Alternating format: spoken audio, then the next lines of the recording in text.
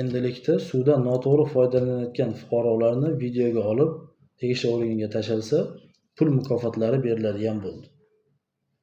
Ushbu holatga to'xtalib o'tamiz. Ya'ni kuni kecha 2025-yil 7-iyun sanasida Vazirlar Mahkamasining qarori va unga ilova qilib nizom ishlab chiqildi. Ya'ni tasdiqlandi. Ya'ni suvdan foydalanish va uni muhofaza qilishning samaradorligini oshirish bo'yicha kabinning qarori chiqdi. Ushbu qarorga ko'ra endilikda kim suvdan noto'g'ri foydalanayotgan bo'lsa, o'sha shaxsni videoga olib, ya'ni huquqbuzarlikni qayd qilib videoga olib tegishli organga tashalsa, o'sha videoga olib tashlagan shaxsga pul mukofoti beriladigan bo'ldi.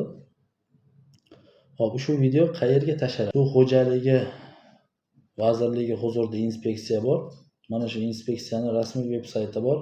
Ya'ni v-nadzor.org.uz sayti, mana shu saytga yuklash orqali amalga oshiriladi.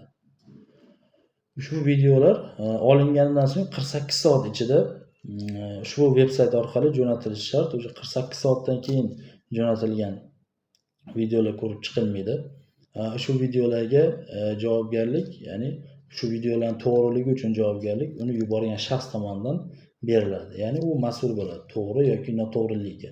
Ushbu videolarga nisbatan bir qancha talablar qo'yilgan, ya'ni huquqbuzarlikka bo'lishi, uni sodir etgan shaxs kimligi, ya'ni ism familiyasi haqida ma'lumot bo'lmasa ham, lekin tiniq ko'rinib turgan bo'lishi kerak o'zi. Hop, bundan tashqari huquqbuzarlik sodir etilgan joy, vaqt, sanasini aniq ko'rsatilgan bo'lishi shart. Hop, undan keyin videoga hech qanaqa o'zgartirishlar kiritish mumkin emas. Ya'ni uni montaj qilish yoki bir boshqacha bir ishlov berish mumkin emas. Faqatki bitta holatga ruxsat berilgan, ya'ni vaqtini qisqartirish.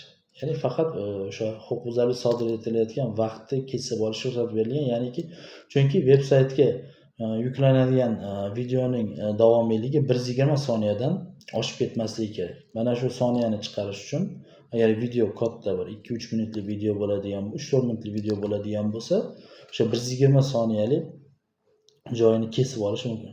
Lekin boshqa hech qanday bir o'zgartirish kiritishga yo'l qo'yilmaydi. Jo'natilgan video inspeksiya tomonidan 10 kunlik muddat ichida o'rganib chiqiladi. Agar huquqbuzarlik birinchi marta sodir etilayotgan bo'lsa, takroran sodir etmaslik bo'yicha huquqbuzarga elektron pochtasiga yoki bir boshqa bir aloqa vositalari orqali xabar beriladi.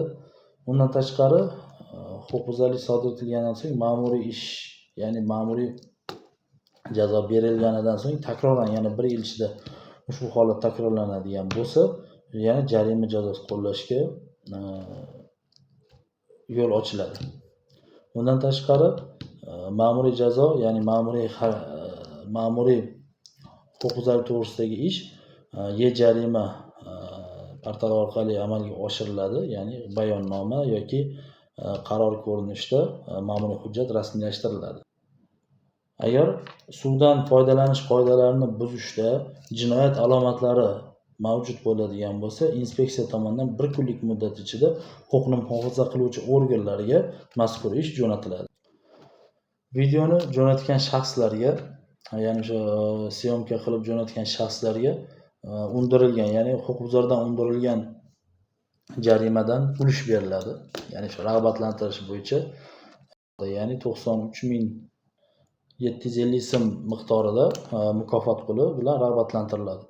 Ushbu videoni jo'natgan shaxs shu videoni jo'natish davomida pul tushadigan manbani ko'rsatib ketadi. Ya'niki telefon nomerini yoki plastik kartasini yozib ko'rsatib ketadi. Shunga yarasha keyin xo'jalik rivojlantirish jamg'armasi tomonidan, ya'ni uni hisobidan bu shaxsga mazkur pullar tashlab beriladi. Shu pul mablag'lari videoni birinchi yuborgan shaxsgagina to'lab beriladi. Misol uchun bitta huquqbuzarlik bo'yicha bir necha shaxs tomonidan video jo'natilib murojaat qilingan. Mana shu holatda faqat birinchi huquqbuzarlik to'g'risida ma'lumot bergan shaxsgagina pul mukofoti tashlab beriladi. Bundan tashqari videoni jo'natgan shaxs ma'lumotlari maxfiyligicha qoladi, ya'ni oshkor qilinishi mumkin emas. Ushbu nizomda shu holat ham alohida ta'kidlab o'tilgan.